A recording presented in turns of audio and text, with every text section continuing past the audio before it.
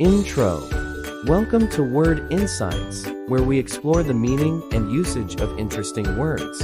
Today, we're going to break a sweat and delve into the word gym. It's a place of physical fitness and wellness. Let's get started. Meaning. Gym, short for gymnasium, is a facility or room equipped for physical exercise and various forms of fitness training.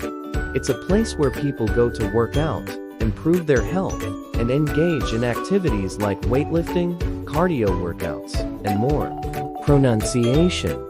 Pronounce gym as dm, rhyming with limb. Use in a sentence. 1. I go to the gym 3 times a week to stay in shape. 2. The gym is always busy in the evening with people working on their fitness goals. Synonyms. For similar places, you can use terms like fitness center, health club, exercise facility, or training center. Conclusion. That's our exploration of the word gym. It's a place dedicated to physical fitness and well-being, where people engage in various exercises to stay healthy and fit. Thanks for joining us, and remember that a trip to the gym can be a step towards a healthier and more active lifestyle.